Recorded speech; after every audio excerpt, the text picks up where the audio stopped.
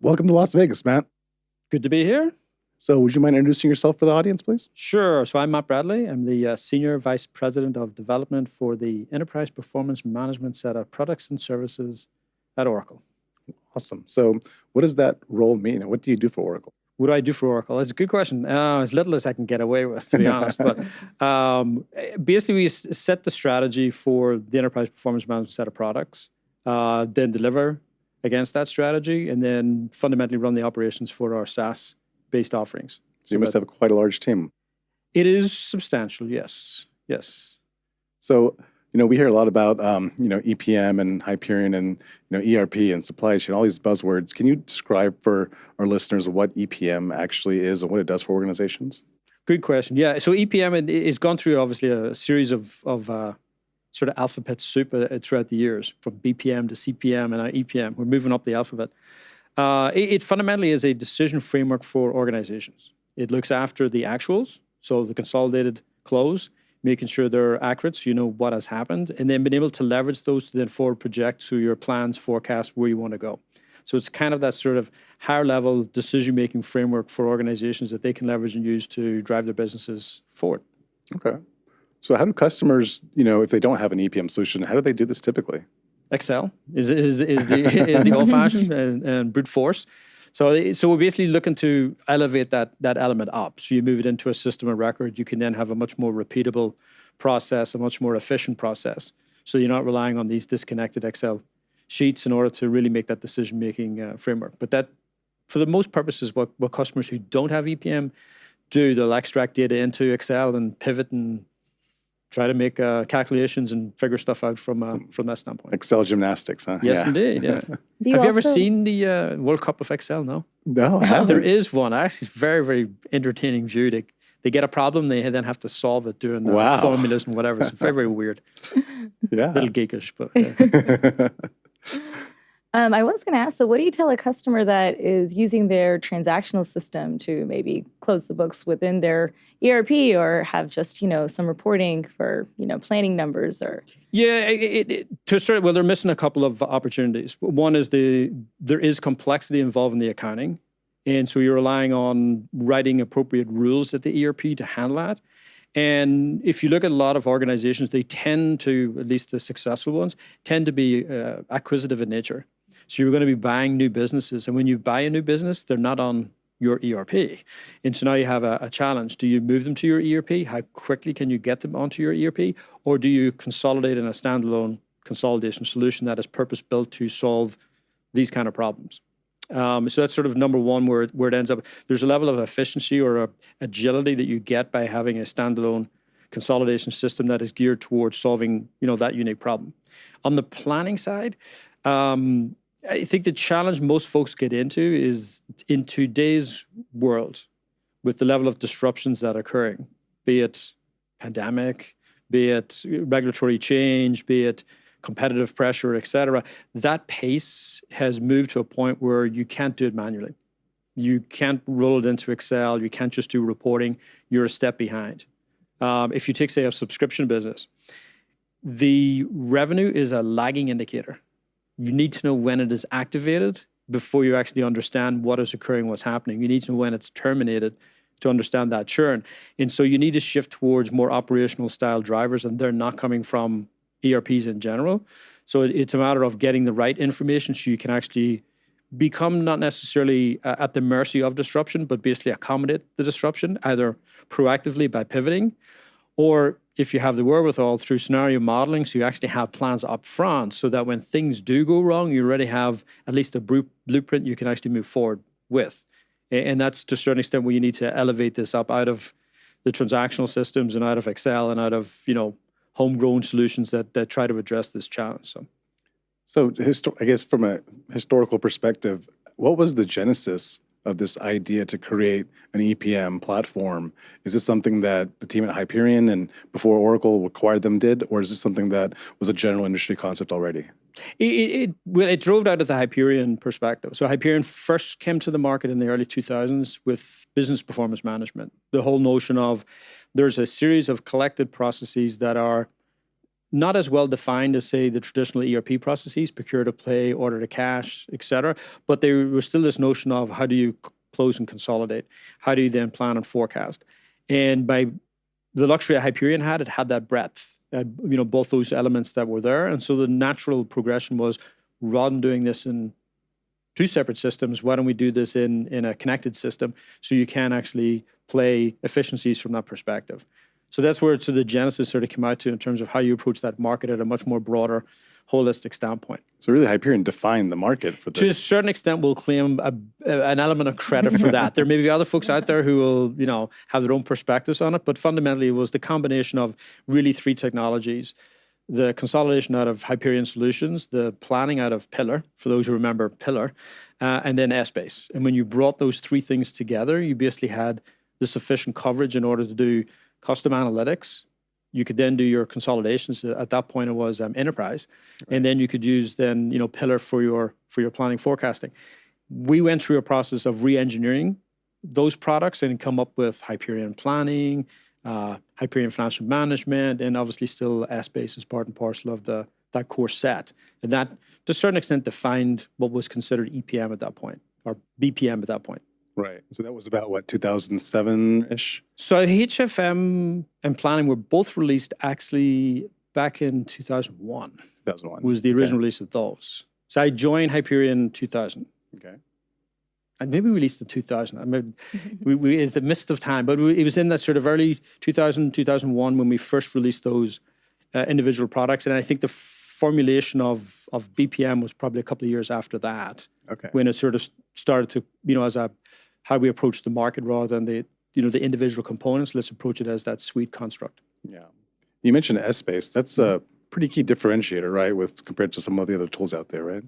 Yeah, I mean, it was nominated as one of the top 10 disruptive technologies when we, moved from 1999 into 2000, and it hasn't stood still. I mean, we continue to, invest and continue to drive that forward. But the whole notion of this speed of thought, multidimensional analytics was revolutionary from that standpoint, and a very, very natural fit with finance individuals.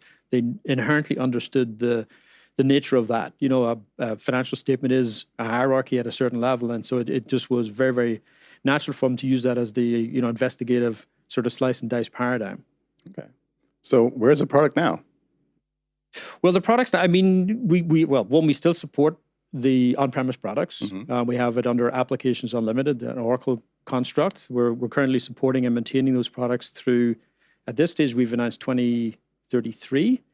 And every year we basically will adjust if it needs to require in terms of adding more time. We want to give customers a good 10 years line of sight, mm-hmm. so they can make appropriate investment decisions from that standpoint. But about 2014, we then did a pivot and basically released our software as a service offering. And we started off in planning and then subsequently rounded off the solution set to include consolidation, tax reporting, narrative reporting, cost and profitability, as well as our dimension management capabilities. And that now forms the broader definition of enterprise performance management as we see it today, as a series of SaaS solutions. So, okay, bit of a change. Yeah, absolutely. So speaking of change, I know how customers interact with Oracle post 2014 is very different, right? So what have you seen in terms of what you thought would be, longer roadblocks or harder roadblocks versus, what actually has come to fruition? So for example, the user interface, it's very user-friendly. That's what, our customers tell us. How they interact with infrastructure, the roles and responsibilities in the organization. What have you seen actually come out of the trends since customers first started moving? So I think the big difference that we have, say, between the on-premise and SaaS is the pace that we can actually do releases at, which gives us a certain, advantage from that standpoint. Normally in the on-premise world, we're every 2 years, 3 years, where we come up with a new major release, and then we'd spend 4 to 5 years by the time the install base all shifted to that new release, which fundamentally meant us as a development organization had to support multiple code lines.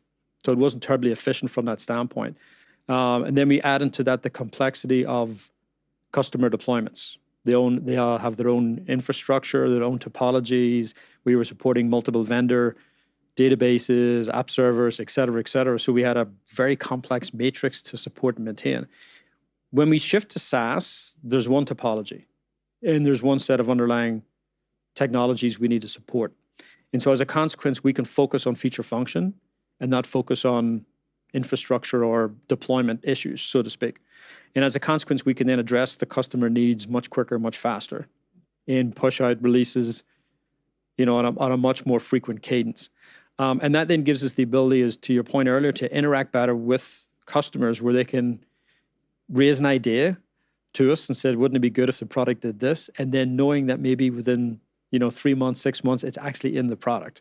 So we generally have got a lot of our requirements generally come from it's again this new euphemism, is from the fleet.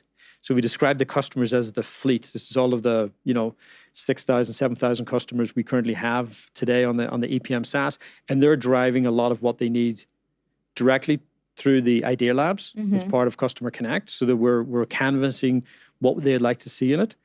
And then we also have the luxury of being able to look at the telemetry. So how customers are leveraging and using the feature set. We're not looking at your data. We're not looking at the important confidentiality aspects, but just the health and care that's needed. So we know what functions are being used, what functions are not being used. We know how often they're being used. So now we can then make determinations that, did we design it correctly? If we thought this was a great idea and nobody's using it, we can then ask the questions, why?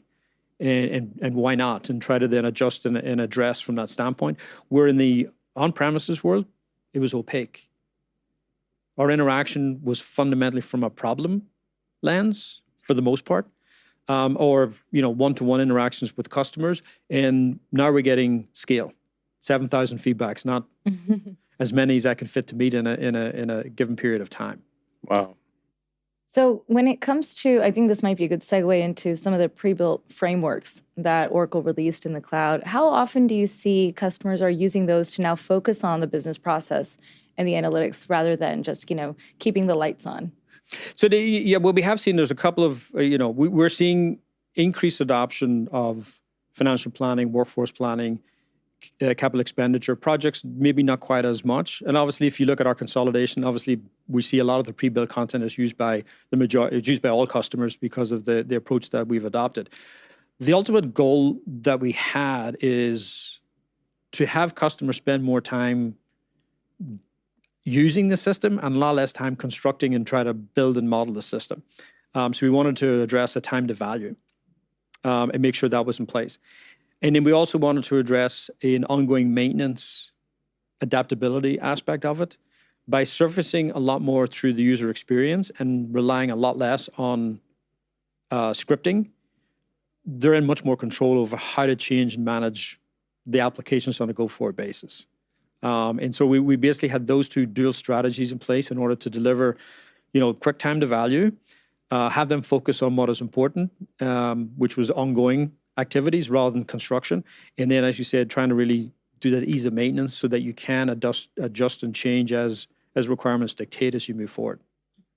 I think we see that as well on the services side, where the types of folks that we have now in our consulting staff are folks that are not so focused on the technology, the infrastructure, the database side, but more so on business process expertise. So we'll hire functional experts that have been in FP&A organizations or in accounting organizations, and it's much more about feature enablement and educating the business users rather than just keeping the system up and running. Yeah, exactly. So to all intents and purposes, it's one of the value propositions of SaaS is that the IT aspects of it are somewhat taken care of. Right. You need a new instance, there's one tomorrow. You didn't have to worry about the installations, the configure, all of the mechanics of that particular piece. And now you can immediately start to think about, okay, what is the problem I'm trying to solve and how should I solve it and how do I actually drive it forward? So yeah, because with the cloud, everything from the electricity in the data center to the data that shows up on your screen is now managed by Oracle. Yes, right? indeed. So you can focus a lot more on your business. That makes sense.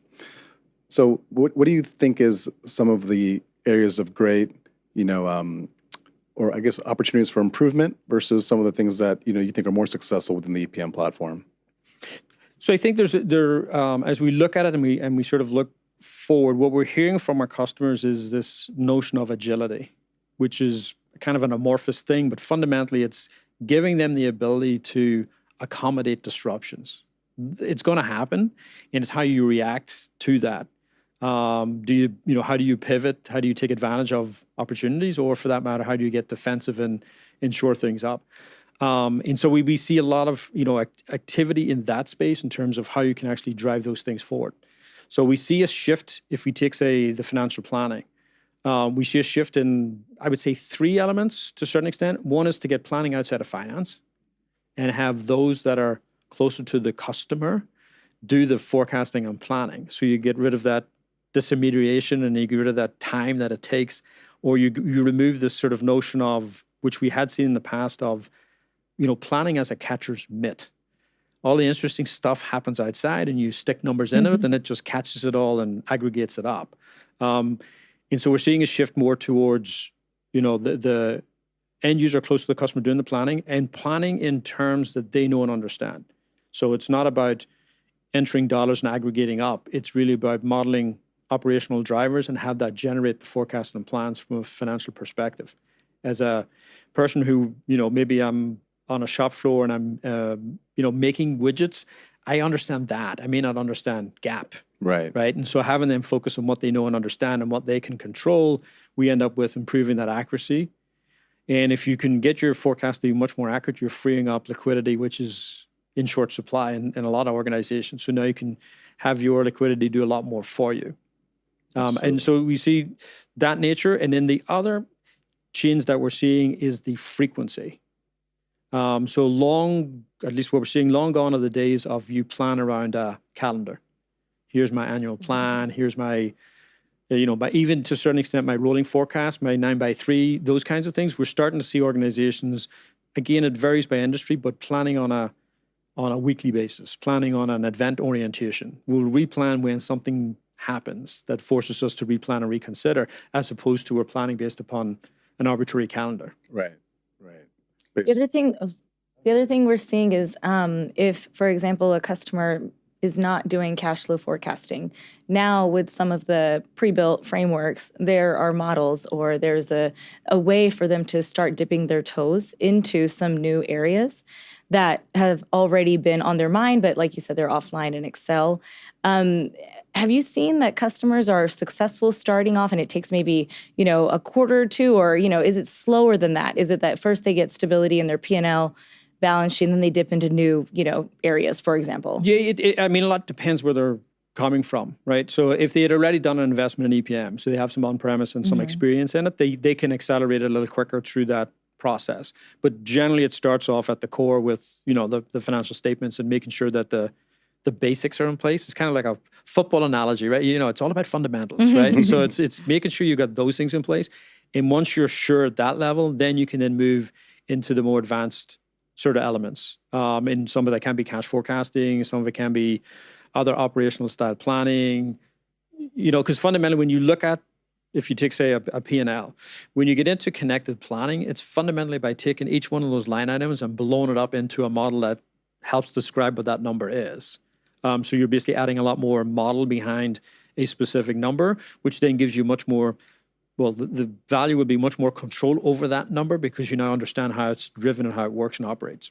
So are you seeing more alignment even on the customer side? So basically, the chief financial officer has to get aligned with HR or marketing or sales to break down some of those silos and get deeper into and get transparency into the numbers? We see that sort of shifting role in finance. So the traditional role of, we were the scorekeeper and we told you what your budget was is moving away. That's sort of been rejected because fundamentally that ties up liquidity. And basically encourages poor practices within an org. I have this budget, and if I don't spend it, I won't get this budget next year. So what do? I spend it. Was that the best spend for an organization? Don't know. Whereas we need to move to a much more dynamic nature of where we can solve performance management, where you basically will revisit these things when it makes sense. And it shows up in a variety of different, techniques.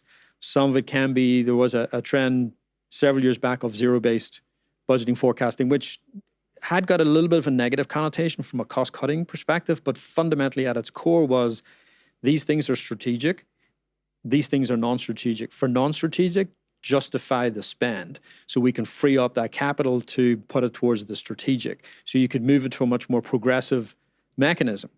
And so we are seeing, organizations, generally they start we encourage them to be agile. Start small, deliver some value, and then expand, rather than the traditional boil the ocean.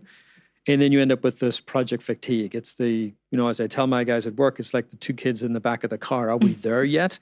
Kind of notion. And it's really trying to, snowball, show some momentum, show some value, and then generate that to the next project, and onward. Because it at least we see, especially in the planning domain, it doesn't stop. There's a new business model. And finance needs to know and understand that business model. If they want to become that business partner, they're going to have to walk a walk in somebody else's shoes to really go, it's like, okay, when we're talking about subscription, this is what it means. This is what we need to pay attention to. This is the dynamics of that industry. Therefore, I can now help you do the analysis, get you the right data in order for those decisions to take place. So they're becoming much more of that partner as opposed to schoolkeeper. Here's your report card, what you did or didn't do well, so to speak.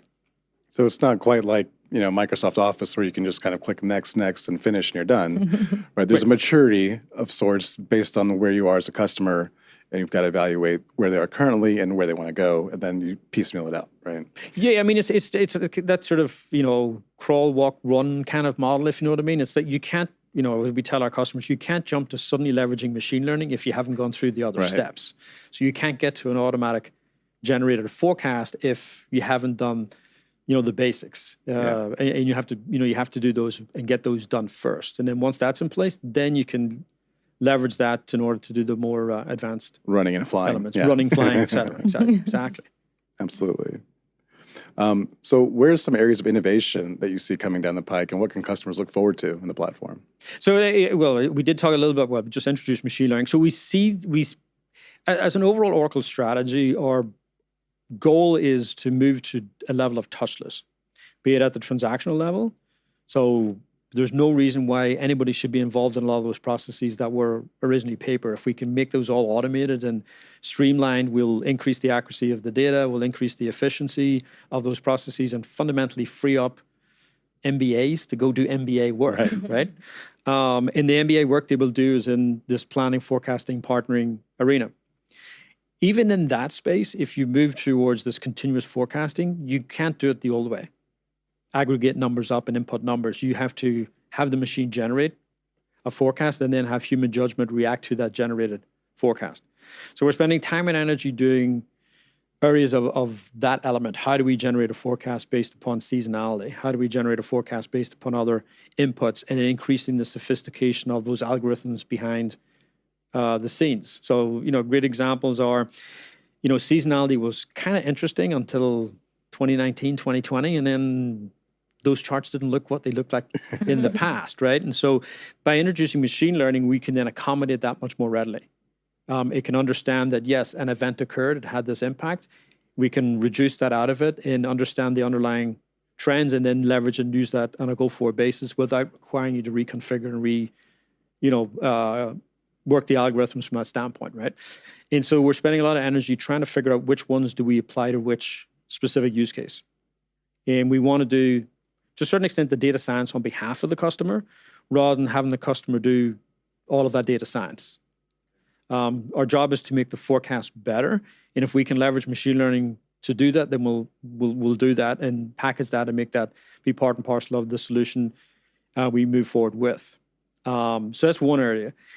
The other area is in the area of, I would say, sort of general analytics. Organizations have gotten very, very good at the mechanics of a close. You'll find most will close in 5 days, 3 days, et cetera. But then it takes them 2 weeks to figure out what all the numbers mean, right?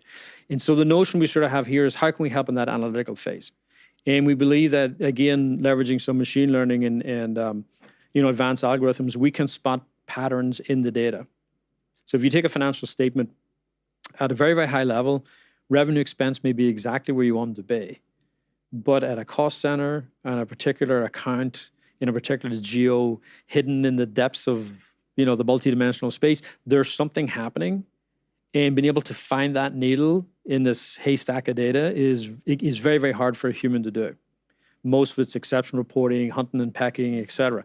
So we believe that we can apply algorithms across that data and then highlight nuggets of information, insights in that data, looking at things like variance over time. Patterns that you expect the data to be following are now starting to diverge. It could be for good reasons, it could be for bad reasons, but it's probably something that somebody should have a look at. And so we developed this notion of IPM insights, intelligent performance management insights, where we're trying to find this information and present it to an end user. So when they log in, they get a dashboard. That dashboard's got five or six insights. And then from those insights, they can go do deeper analysis, try to figure out, is it something they should be concerned about or not? And if it is, take corrective action and address it long before they would normally be able to address it. So he's really trying to shorten that analytical time frame down, either to take a decision or even just to understand exactly what's occurring in the business. Interesting.